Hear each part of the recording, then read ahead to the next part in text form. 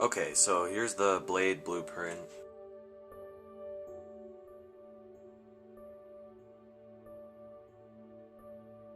And, well, I realized when I was making these that it could vary just a little bit depending on how accurate you are, but pretty much it's the exact same dimension as the inside of the main component.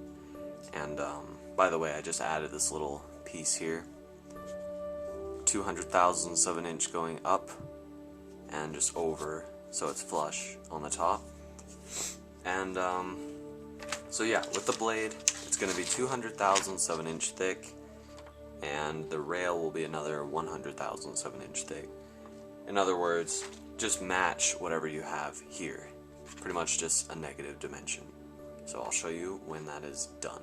Alright, so basically you just cut out this shape right here, and obviously, here it is, 200 thousandths of an inch thick, and I'm obviously gonna, cut down the edges later and make it more like a blade. Right now it's just like a big block of paper, but this part is going to have to be rounded along with this part because the locks are going to have to be able to move.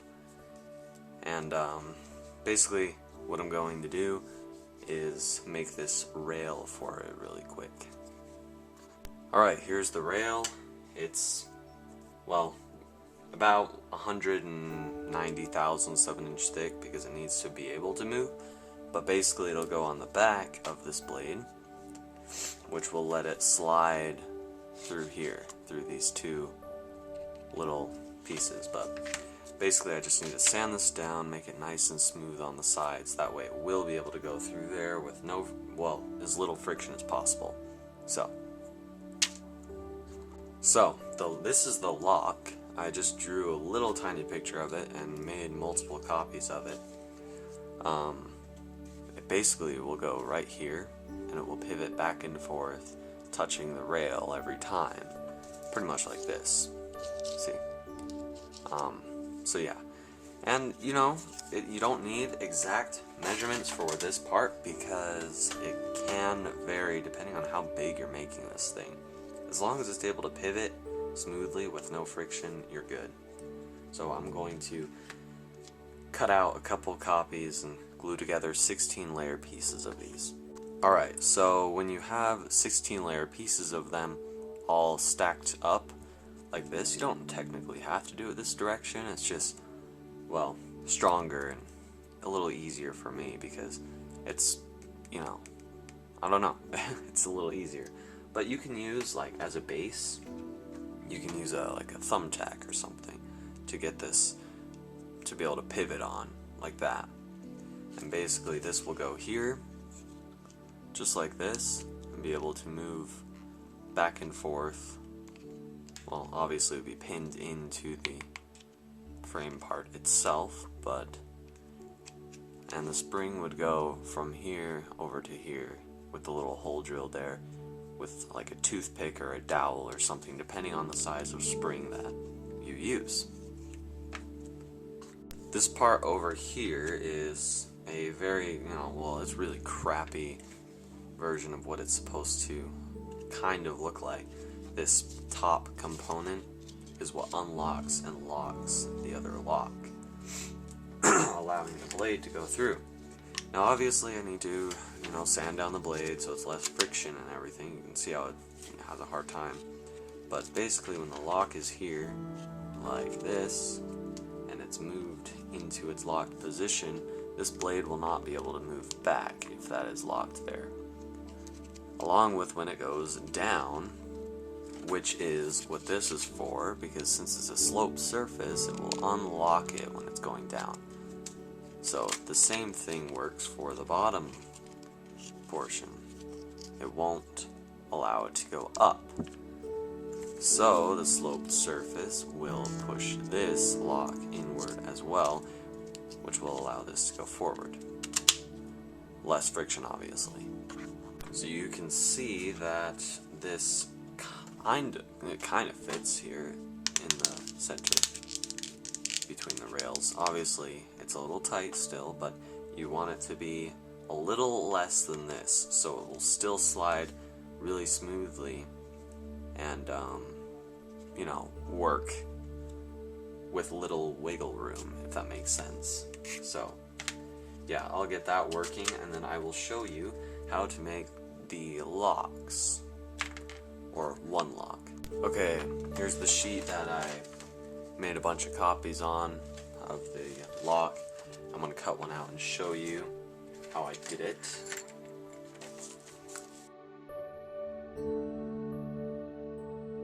Here, I'm just going to glue it on. I'm using super glue because, well, it's kind of already dry. So let me finish gluing that. Now I'm going to begin cutting really quick. Let me start off with this edge over here. In case you're wondering what happened to my hand, that's what happens with glass when a glass breaks. Has nothing to do with this.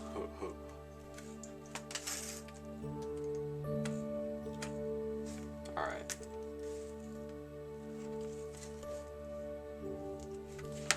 So, since this is already dry, I'm going to put a little bit of glue on the edge here so this entire thing stays together. Okay. And basically just finish cutting this out. So I'm going to finish cutting this out really quick. Alright, so here it is. It's, I just cut it out. And usually what I do is I take a thumbtack and I find the center of this. So I find the center and I pretty much just push it in just a little bit. Like that, to kind of help the drill go through. Really quick, with the thumbtack, I mean in the center of this hole, not the center of this piece. You know, the circle that you draw on there. And then I take the 1/16 inch drill and you basically, well, I just did it by hand. You know, it's a lot safer, really, I guess you could say safer. And, yeah, so just, that's all I did. And I kept reinforcing it with some super glue and stuff. And after you make a few of these and you're gluing them together like this, you can see the whole light, okay, right there. And then you just glue this on top. So you need a total of 8 of these. So 8 of them will give you the substantial amount of this thickness. Also, on this frame right here, I put this extra little rail piece. That way the lock, instead of stopping all the way over here, right there, it stops right there. It's a lot less, pretty much, mechanical advantage that this has to pull. It's a lot longer of a distance, but that will allow more spring action to go back, I guess. So what you're going to want to do, I finished all 8 of the 16 layer stacking pieces of the lock, and I went and I basically held it with pliers like this, and I drilled through again with the 1/16 inch drill, and this pin right here happens to be the exact same size, so they both fit here just like that, and that's how it should function. This one's glued, this one's not. And you can see it has like holes on the bottom right here. So I'm going to fix that. Just so you're aware, I also, since these locks can sometimes be a little bit thinner than you anticipated, you can easily wrap just a little bit of layering of paper, you know, around here. I don't recommend doing it here because you will most likely have it the right length already, but just the width, you know. So after that is down, it goes to this point and back. I still need to put the extra rail piece over here, and I will show you how to do that. So this piece for the extra rail should be about 100,000ths of an inch thick, just like the rail, so you can have as much that blocks it as possible, the lock. And it should be about 100,000ths going in this way.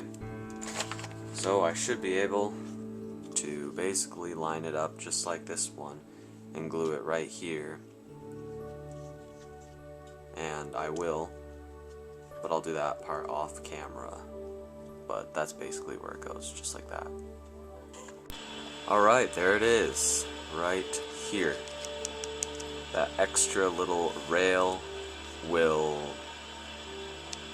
cause this to not fly all the way over to the original rail. And yeah, so there you have it. So when this goes up all the way, this will lock behind it and will not allow it to go back. And when that gets pushed in, this will go down and this will lock and will not allow it to go forward. So, yes.